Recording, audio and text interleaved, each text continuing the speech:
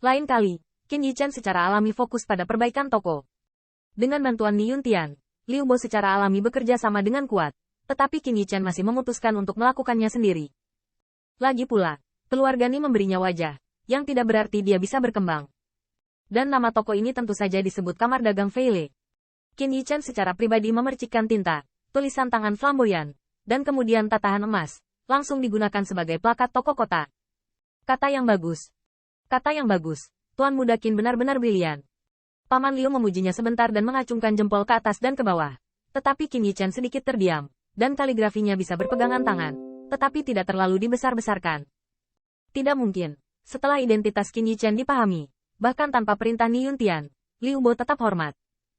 Bahkan hari-hari ini, Liu Bo bertanya kepada Ni yang mengapa Qin Yichen dipromosikan begitu cepat hanya dalam beberapa tahun, dan perbuatannya di benua Jie sangat mengejutkan sehingga dia tidak dapat berbicara.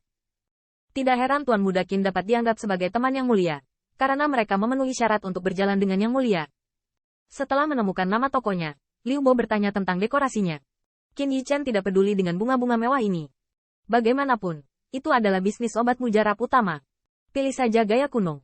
Luas 100 sengpu memang tidak kecil, bahkan bisa dikatakan sangat elegan. Qin Yichen hanya berniat menjual senyawa dan Liu Bo menyarankan agar sisa pavilion dapat digunakan untuk mengatur bisnis lain atau ramuan, yang harus digunakan sebagai daun hijau. Namun, setelah Qin Yichen mempertimbangkannya lagi, dia menolak karena dia sangat jelas bahwa keunggulannya sendiri terletak pada senyawa dan ramuan lain tidak memiliki keunggulan dibandingkan dengan yang lain. Terlebih lagi bagaimana saya makan makanan segar sepanjang waktu, dan Qin Yichen memiliki polanya sendiri. Dia tidak bisa selalu tinggal di sini. Kamar dagang ini hanyalah titik awal, bukan titik akhir. Di masa depan, diperkirakan akan menjadi Ye Liangchen. Datang dan ambil alih. Saat berbicara dengan Liu Bo, Qin Yichen juga terhibur. Jangan mengundang wanita cantik untuk menarik perhatian. Saya tahu ini bisa menarik popularitas, tapi kami adalah bisnis yang serius. Pada hari yang sama, plakat emas Kamar Dagang Feilo digantung, ditempel bersamanya, dan ada pemberitahuan. Setelah 3 hari, toko akan dibuka, dan Qi dan Multi Effect akan dijual pada saat itu. Qin Yichen juga memerintahkan Liu Bo untuk mulai menggunakan energi propaganda keluarga Ni. Slogannya sederhana, Multi Effect, hingga Martial Artist, dan hingga Golden Immortal. Jadi, pada siang hari, ada banyak rumor di kota asal surgawi. Saya dengar belum? Toko 100 Katsuki berganti nama menjadi Kamar Dagang Feila dan akan dibuka dalam 3 hari. Dan Multi Effect dijual.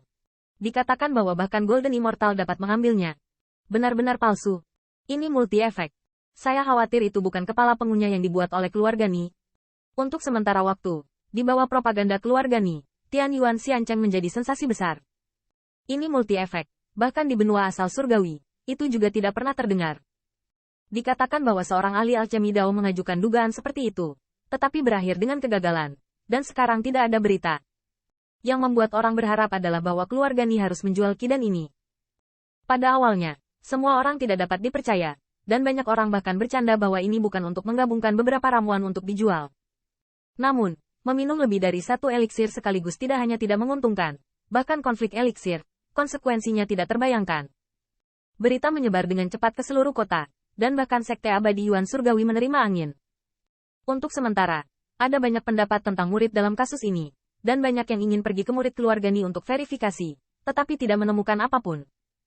Mengenai senyawa dan, mungkin murid keluarga Ni mendengar berita dari Perang Dunia Timur, tetapi ditutup oleh Ni Yuntian. Namun, itu tidak sepenuhnya tertutup. Ketika ditanyai, murid Ni Family juga membantah, dan bahkan mengancam untuk mengatakan apakah itu benar atau salah, ketika dibuka. Yi dan Multi Effect 4 kata, jika itu menjadi mantra yang menarik. Sore itu, bahkan banyak diaken dan penatua terkejut. Di aula besar, Wang Yue mendengarkan berita dari cucunya, dan mau tak mau berteriak pada alis peraknya. Ini semua tentang satu efek. Mengapa keluarga Ni tiba-tiba membuat gerakan sebesar itu? Kekuatan alchemy Dao di pembuluh darah Great Elder hampir sama, dan Wang Yue belum pernah menerima suara apapun sebelumnya. Seolah-olah Multi Effect dan ini tiba-tiba muncul. Wang Yue melihat ke arah Wang Lingfeng. Apakah Anda meminta Ni Yuntian untuk mengeksplorasi nadanya? Wang Lingfeng berkata, Ni Yuntian tidak menemukannya, jadi dia tidak pergi untuk bertanya pada Ni Yuluo. Apa yang dikatakan gadis itu? Dia mengatakan bahwa menurutmu keluarga Ni saya akan bercanda tentang kredibilitas? Ini, Wang Yue mencubit janggut peraknya. Apalagi yang dia katakan?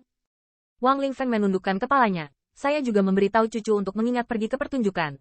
Dan jika kakek Anda bisa pergi, itu akan lebih baik. Sudut mulut Wang Yue berkedut. Mengapa Anda ingin mempromosikan diri Anda sebagai publisitas gratis? Pada saat ini, dia mendengar Wang Lingfeng berkata, tapi cucu mengirim seseorang untuk berkeliling jalan perbelanjaan keluarga Ni. Saya mendengar bahwa 100 Sengpu sebelumnya telah berganti nama menjadi kamar dagang Fei Lale dan dipindahkan ke Qin Yichen. Lampu pompa Wang Yue bergetar. Qin Yichen. Apakah anak itu yang membantu Ni Yuntian memenangkan darah raksasa? Ya. Wang Yue tampak berpikir.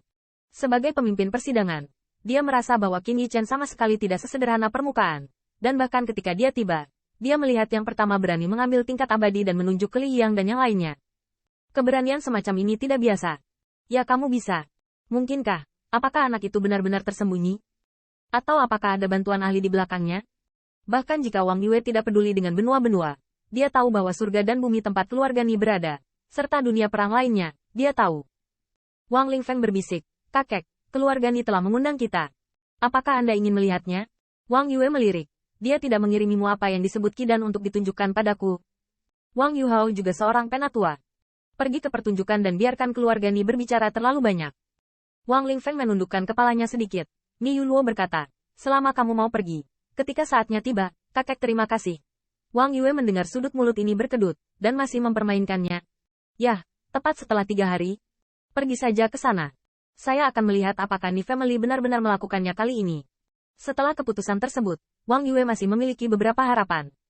Bagaimanapun, meskipun dia heran dengan ketidakmungkinan multi-efek, dia juga percaya bahwa keluarga Ni tidak akan menggertak untuk merusak kredibilitasnya sendiri. Pada saat yang sama, tetua yang tersisa juga mendapat berita satu demi satu, dan bahkan Ni Yuluo-Niang dan yang lainnya datang untuk mengirim undangan. Untuk sementara, berita pembukaan kamar dagang Feile, di Sekte Abadi Yuan Surgawi Yuchuan Yulai, bahkan garis keturunan Li Feng dan Li Yang, mendapat berita. Perlu disebutkan bahwa ketika Li Yang mendengar berita itu, dia tidak bisa menahan cibiran di tempat kejadian. Ini lebih efektif, bahkan Golden Immortal bisa menerimanya. Dia takut keluarga Ni bukanlah obat mujarab.